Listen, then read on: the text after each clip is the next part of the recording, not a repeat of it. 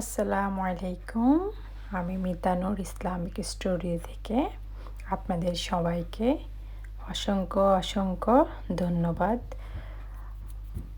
আজকের ভিডিওতে থাকছি প্রথমে আমার পছন্দের একটা ফ্লাওয়ার, যেটা হচ্ছে সব সময় ভিডিওর প্রথমে দেখতেই পারবেন।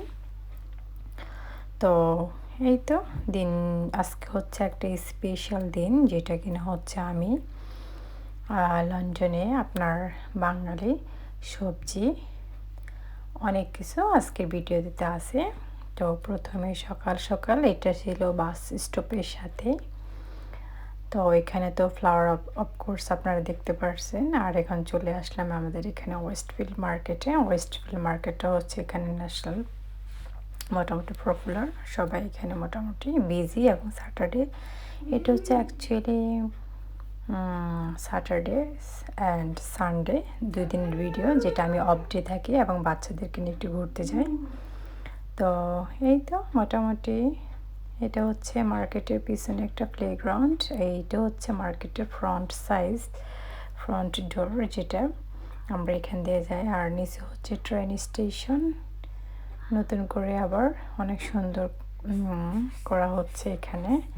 তো এই তো হচ্ছে সন্ধ্যার সময়, বিকেলে যেহেতু গেলাম, তো অনেকটা সন্ধ্যা হয়ে গেল। সন্ধ্যার পরে চলে গেলাম। তো বাচ্চাদের এর মধ্যে খিদেও লাগছে, ওদেরকে খাওয়াই নিলাম, দুজনে 2 আইটেমস।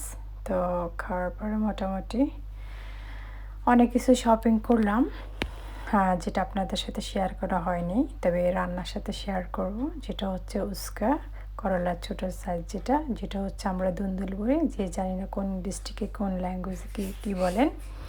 এটা হচ্ছে আপনার ল্যাম মাংস। আর এটা হচ্ছে আমি দুন্দুলের সাথে কিছু আলু দেব। এই তো অনেকগুলো পেঁয়াজ কেটে নিলাম, যেটা হচ্ছে আমি রান্না করব হিসেবে। মোটামুটি সঙ্গেই থাকুন। এই তো একটা ইলিশ মাছ পুরোটা সাইজ করে নিলাম, ফ্রাই করে নিলাম। এর মধ্যে হচ্ছে মৃগেল মাছ, সব কিছু মিলিয়ে। তো আজকের ভিডিও হচ্ছে এমনই যে স্পেশাল রান্না বান্না ঘোরাফেরা। আমি শনিবার রবিবার ঘরে এবং বাইরে কী করি বেশিরভাগ যতটুকু পারছি ভিডিওর মাধ্যমে শেয়ার করলাম, ছোট্ট একটা ভিডিওর মাধ্যমে, শর্ট টাইমের মাধ্যমে। এটা হচ্ছে স্পেশাল লেবু, বাংলাদেশের লেবু। আমরা যখন বাংলাদেশে ছিলাম তখন মোটামুটি এগুলি সবসময় পাওয়া যেত বা খেতাম, ভালো লাগতো। এখন অনেকটা মিস করে যেহেতু, তারপর আমি দেখার পরেও নিয়ে আসছি। এটা হচ্ছে আমার দুলদুল তরকারিটা, আমি সবসময় এটার মধ্যে আলু দিতে পছন্দ করি, তাই দিয়ে দিলাম। যাক, বাই দ্য ওয়ে, রান্নার পাকে আপনাদের সাথে অনেক কথা হয়ে গেল। তো স্পেশালি হচ্ছে আপনারা যারা আমার প্রথম ভিডিও দেখতেছেন, তারা অবশ্যই সাবস্ক্রাইব করে নেবেন এবং ভিডিওটা ফুল ওয়াচ করবেন, টেনে টেনে দেখবেন না প্লিজ, আমার ওয়ান রিকোয়েস্ট। আর আরেকটা হচ্ছে আপনারা অবশ্যই লাইক দিয়ে তারপরে হচ্ছে আপনারা ভিডিওটা ফুল ওয়াচ করবেন এবং কমেন্ট করবেন প্লিজ। আপনারা কখনো জাস্ট লাইক দিয়ে কমেন্টটা করে চলে যাবেন না। আমার ভিডিওতে রিচ অ্যাঙ্গেজটা অনেকটা কমে গেছে, প্লিজ প্লিজ প্লিজ। তো সাবস্ক্রাইব অবশ্যই করবেন। এইটা হচ্ছে স্পেশাল কচুর শাক। তো আমি দেখে অনেক খুশি হলাম যে অনেক দিন পরে, তো কেন যেন খুবই ভালো লাগতেছিল যে আমি আবার হাত ধরে দেখতেছি যে একদম ফ্রেশ লাগতেছে আমার কাছে। যদিও হয়তো অনেক দিন আগে আসছে বাংলাদেশ থেকে এখানে আসা, তারপরও আমার কাছে মনে হয় যে একদম গার্ডেন থেকে নেওয়া, ঠিক না? তো আমি যেভাবে কচুর শাকটা রান্না করব সেটা হচ্ছে আগে অনেকটা রসুন কুচে এবং একশো সিদ্ধ করে নিচ্ছি। তো এর মধ্যে হালকা একদম পানি শুকিয়ে আসলে ব্লেন্ড করে নেব।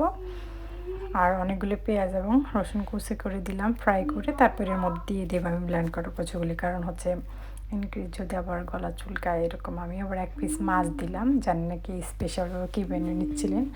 মাছটা দেওয়ার হচ্ছে টেস্টটা অনেকটা বেড়ে যায়। কচুর শাক কেউ চাইলে চিংড়ি দিতে পারে, কেউ চাইলে ইলিশ মাছকে কাটা ছাড়িয়ে তারপরে দিতে পারে। তো আমি এটা এখানে মৃগেল মাছ ইউজ করলাম।